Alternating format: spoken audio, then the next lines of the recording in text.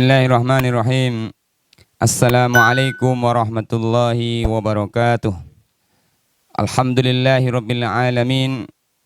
Alhamdulillahi bi ni'matihi tatimmus shalihat wa bi mannihi wa fadlihi tunalu raf'ud darajat. Wassalatu wassalamu ala man la nabiyya ba'dah wa ala alihi wa sahbihi wa mawalah.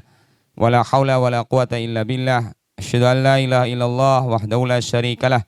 Wa asyhadu anna Muhammadan abduhu wa rasuluhu la rasula wa la nabiyya ba'dah. Yaqulu tabaraka wa ta'ala fi kitabihil karim.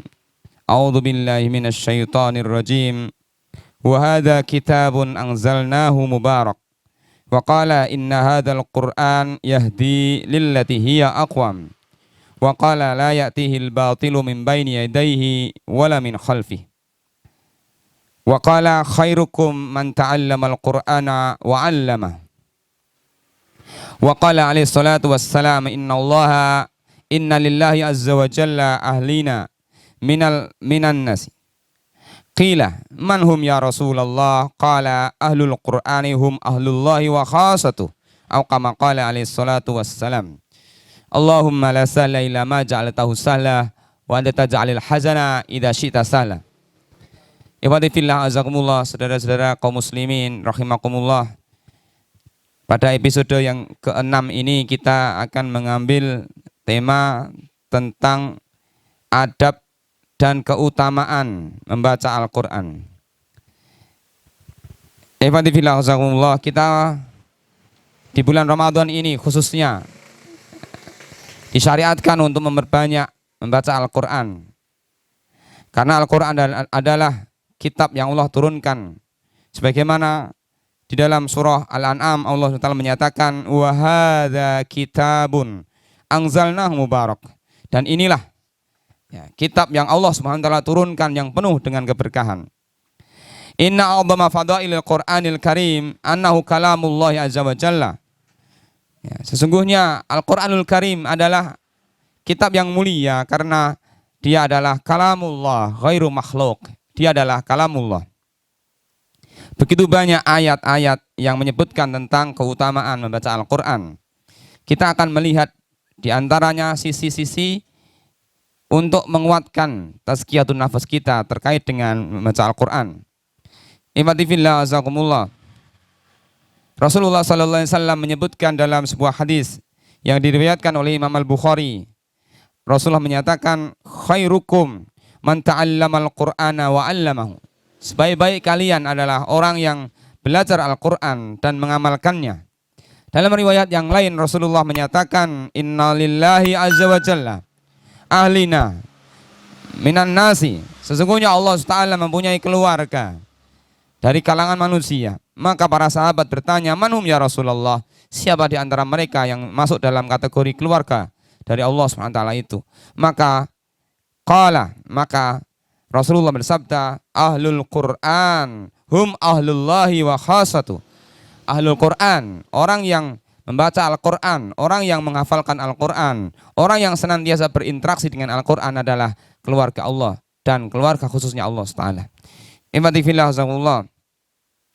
Penting bagi kita untuk memahami dan mengerti bagaimana ketika kita ingin membaca Al-Quran, ada beberapa hal penting yang harus kita perhatikan.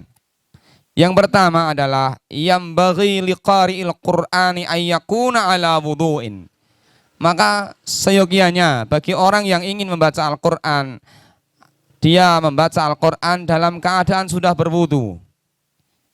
Ini bagian daripada sunnah. Bahkan sebagian ulama, termasuk Syekhul Islam Ibnu Taimiyah, beliau menguatkan pendapat tentang bahwa orang yang membaca Al-Quran itu dia wajib dalam keadaan berwudu.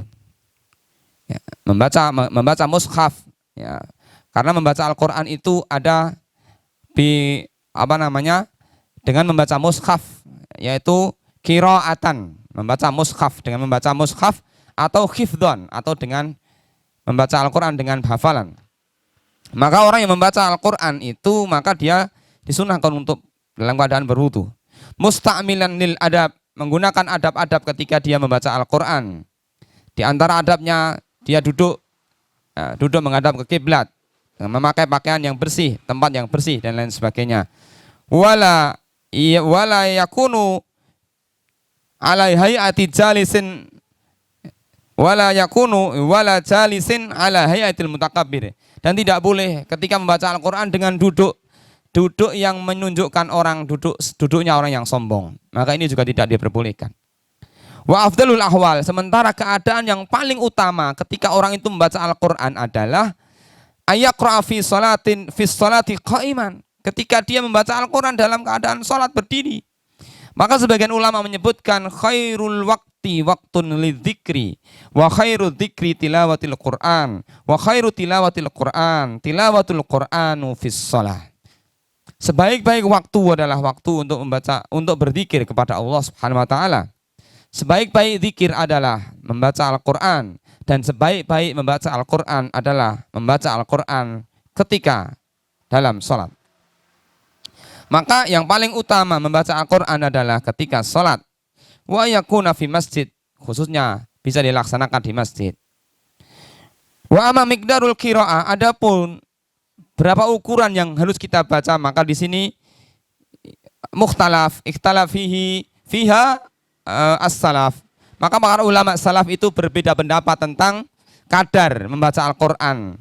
Ada di antara mereka yakhtimu kulla yaumin wa lailatin. Ada di antara mereka yang setiap hari bisa khatam, siang hari khatam 1 kali, kemudian malam hari khatam 1 kali. Ada di antara mereka minhum man yakhtimu fil yaumi wa lailah. Ada di antara mereka yang bisa khatam sehari semalam sekali. Bahkan ada di antara mereka yang lebih dari itu. Wa minhum man kana yakhtimu fi salasati khatamatin. Bahkan ada di antara mereka yang sehari khatam 3 kali. Wa minhum man yakhtimu fi kulli usbu'in. Ada di antara mereka yang bisa khatam setiap pekan. Jadi seminggu sekali khatam. Wa minhum man yakhtimu fi kulli syahrin. Ada di antara mereka yang bisa khatam setiap bulan. Apakah yang paling utama? Maka itu tergantung dari kondisi masing-masing. Disebutkan oleh sahabat Ibnu Abbas, li'an aqra'al baqarata wa ali imran wa urattilahuma wa atadabbaruhuma akhabu ilayya min an aqra'al qur'ana kullah hadramatan. Sungguh aku membaca Al-Qur'an surat Al-Baqarah, kemudian membaca surat Ali Imran, kemudian aku mentadaburinya, membaca dengan pelan-pelan, kemudian aku mentadaburi maknanya. Itu lebih aku sukai daripada aku membacanya dengan cepat. Maka membaca Al-Qur'an itu bisa dengan qiraatan wa tilawatan. Membaca Al-Qur'an saja tanpa memahami maknanya berarti target khatam, sehari khatam sekali, sehari 2 kali, bahkan ada yang sebulan sekali. Ada yang bentuknya adalah tilawatan dengan membaca tafsir, maknanya, maksud dari kandungan Al-Qur'an itu. Kemudian Kana Utsman, salah satu di antara sahabat yang sangat gemar membaca Al-Qur'an adalah Utsman ibn Affan. Kana Utsman yaqra'ul Qur'ana fi raq'atin yutiru biha. Al-Qur'an di mata Utsman bin Affan adalah sebuah bacaan yang wajib, bacaan yang harus dia baca. Sesuatu yang wajib dibaca sampai beliau membaca, menghatamkan Al-Qur'an dalam rakaat witirnya. Dalam 1 rakaat witir beliau bisa khatam Al-Qur'an. Masya Allah. Kita mungkin tidak akan mendapatkan di hari ini ada orang yang 1 rakaat witir 30 juz. Mungkin kalau kita praktekkan di masjid mungkin akan pulang semua. Bahkan di masa Utsman bin Affan luar biasa. Wa kana Syafi'i, Pak Imam Syafi'i rahimahullah, yakhtimu fi Ramadhana 60 khatamatan. Bahwa Imam Syafi'i berhasil setiap bulan Ramadan, selesai keluar dari bulan Ramadan, beliau bisa menghatamkan Al-Qur'an selama 60 kali khatam. Berarti kalau dianggap Ramadan itu 30 hari, berarti beliau bisa menghatamkan sehari 2 kali khatam. Masya Allah, ini sesuatu yang luar biasa. Maka bagaimana dengan kita? Wa ammad dawam, adapun membaca Al-Qur'an dengan rutin, fal yakun ala qadril imkan, maka membaca Al-Quran dimungkinkan sesuatu yang mungkin bagi kita, ya. Karena setiap orang itu berbeda-beda kondisinya. Nah, yang tidak kalah pentingnya ketika kita membaca Al-Quran adalah tahsinus saut, yaitu memperbagus suara kita. Wa yustahabbu tahsinul qiraah, dan disunahkan kita untuk memperbagus bacaan kita. Ya, memperbagus suara kita ketika kita membaca Al-Quran.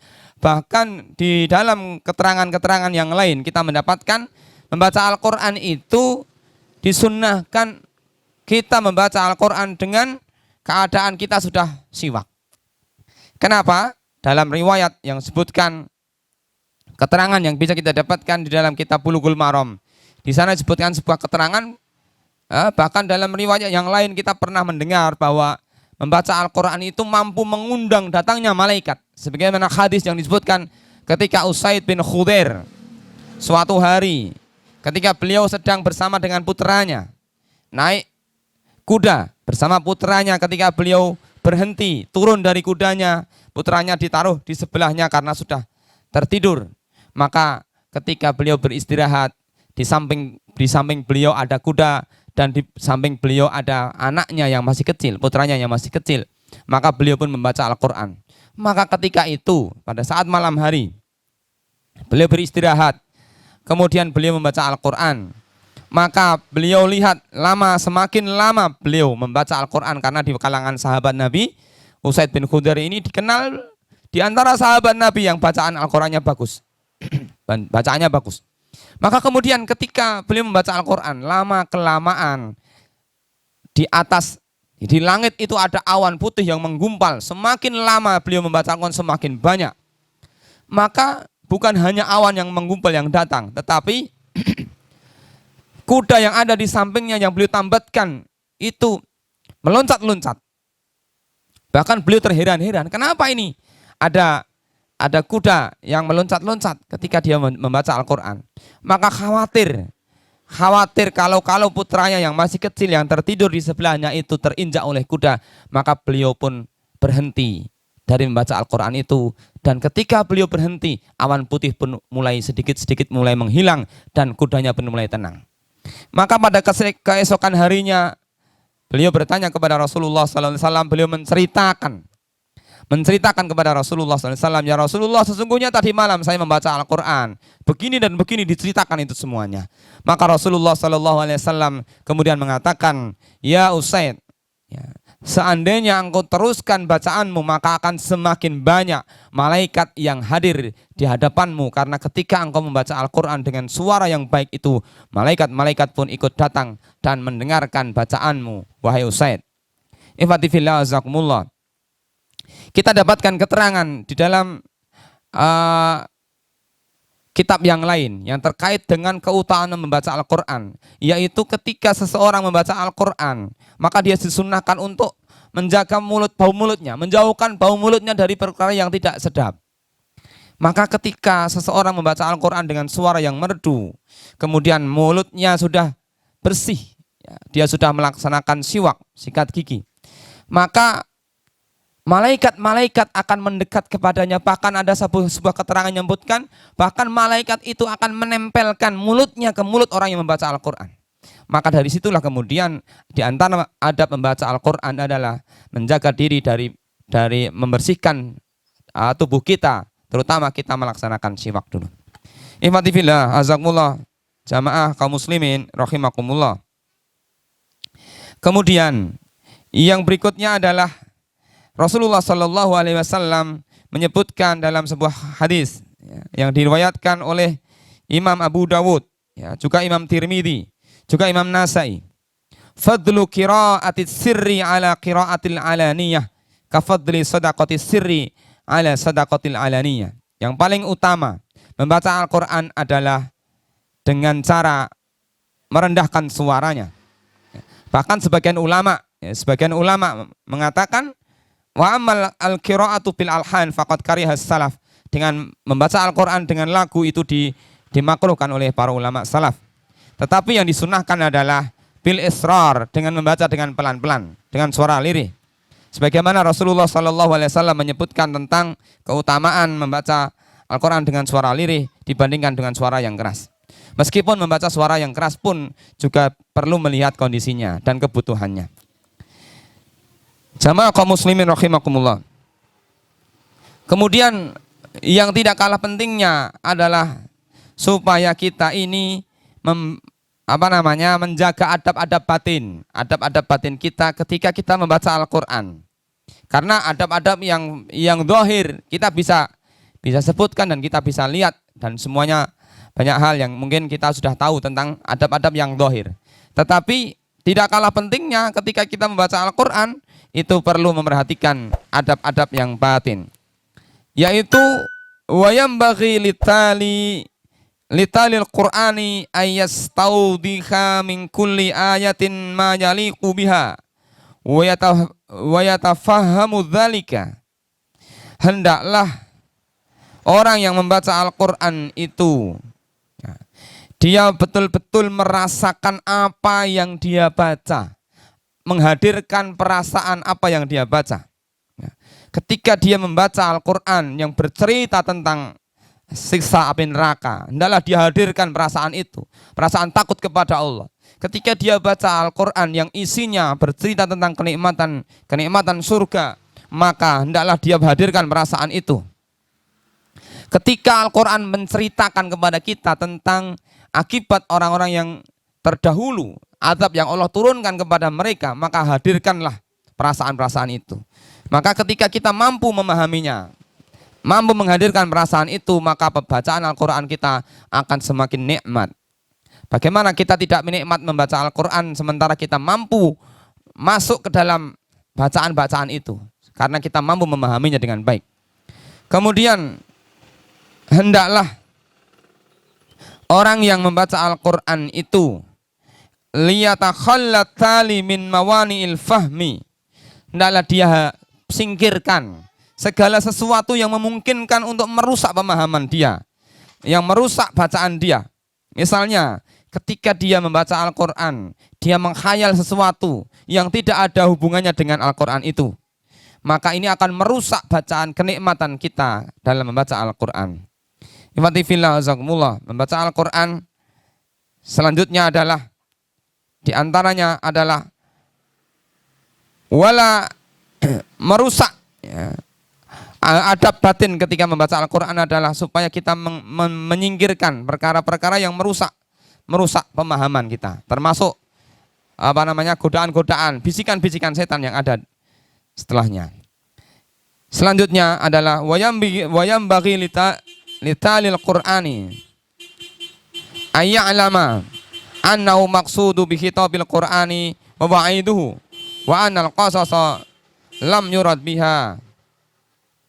Hendaklah orang yang membaca Al-Quran itu, hendaklah dia memahami bahwa maksud yang diajak bicara itu siapa? Yang diajak bicara tentang itu yaitu kita.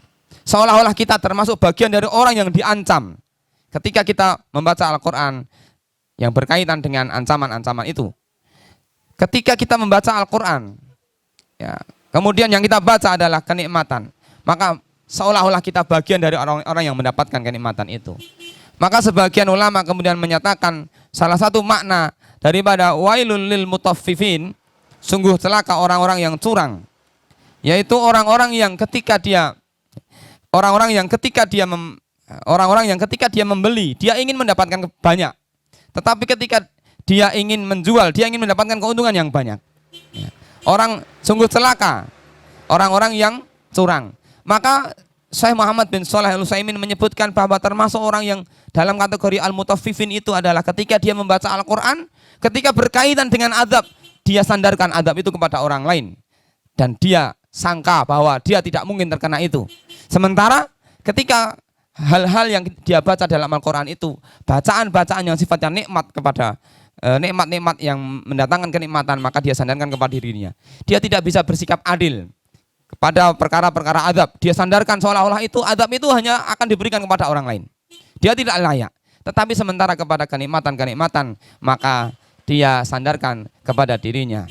Ifatifillah ini diantara beberapa adab batin yang bisa kita hadirkan ketika kita membaca Al-Quran, sehingga ketika membaca Al-Quran bukan hanya memperhatikan adab dohir, adab secara fikih, tetapi adab-adab batin, maka kualitas bacaan Al-Quran kita akan mampu memberikan dorongan semangat kita dalam beribadah kepada Allah Subhanahu wa Ta'ala.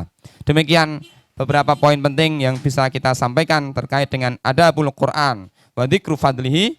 Banyak hal kurang berkenan, mohon untuk dimaafkan. Al-afu minkum. Wassalamualaikum warahmatullahi wabarakatuh.